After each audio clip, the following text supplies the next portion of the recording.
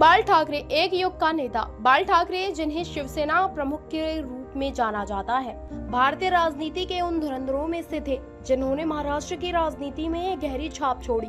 उनका जन्म 23 जनवरी 1926 को पुणे में हुआ था।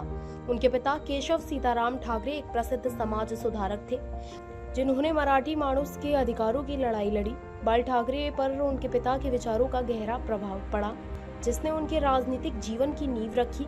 बाल ठाकरे ने अपने करियर की शुरुआत एक कार्टूनिस्ट के रूप में की।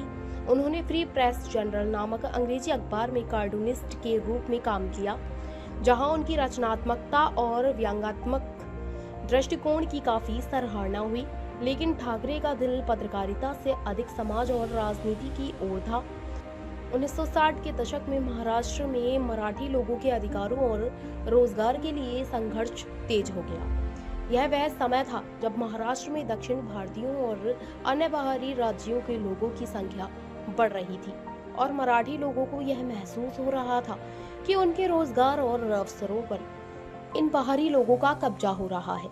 इस परिस्थिति ने बाल ठाकरे को मराठी माणूस के हितों की रक्षा के लिए राजनीति में उतरने के लिए प्रेरित किया। 1966 में बाल ठाकरे ने शिवसेना की स्थापना की। इस पार्टी का मुख्य उद्देश्य मराठी लोगों के अधिकारों की रक्षा करना और महाराष्ट्र में उनके लिए रोजगार के अवसर सुनिश्चित करना था। ठाकरे ने मुंबई में शिवसेना को मजबूत बनाया और देखते ही देखते यह पार्टी मुंबई और महाराष्ट्र की राजनीति का अहम हिस्सा बन गई। उनके भाषणों में आग थी जो सीधे लोगों के दिलों तक पहुंचती थी। उनका सारा मराठी माणूस महाराष्ट्र के हर कोने में गूंजने लगा। बाल ठाकरे का व्यक्तित्व बेहद प्रभावशाली था। वे अपने अनुयायियों के लिए एक पिता समान थे। उनके अनुयायी उन्हें साहिब कहकर बुलाते थे और उनके आदेश को अंतिम मानते थे। ठाकरे का नेतृत्व इतना प्रभावी था कि उन्होंने महाराष्ट्र की राजनीति में कई बार अपनी शक्ति का प्रदर्शन किया।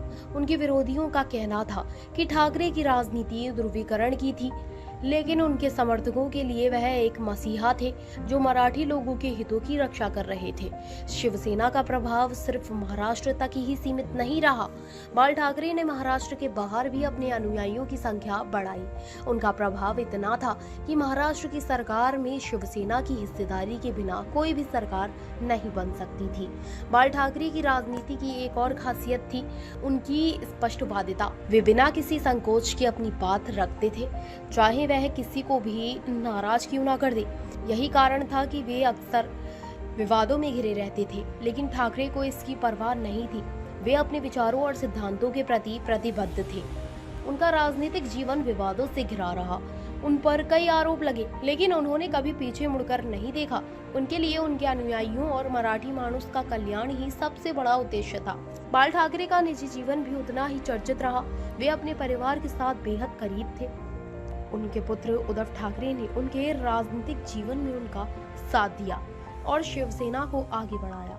बाल ठाकरे का जीवन एक प्रेरणा है कि कैसे एक व्यक्ति अपने विचारों और सिद्धांतों के प्रति निष्ठा रखकर एक पूरी पीढ़ी को प्रभावित कर सकता है।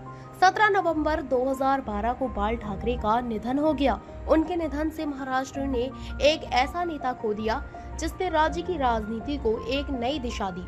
उनकी अंतिम यात्रा में लाखों लोग शामिल हुए, जो उनकी लोकप्रियता और उनके प्रति लोगों के प्यार का प्रतीक था। बाल ठाकरे का जीवन और उनकी राजनीति में हमें यह सिखाती है कि अगर आपके विचार स्पष्ट हैं और आप अपने उद्देश्य के प्रति समर्पित हैं, तो आप असंभव को भी संभव कर सकते हैं।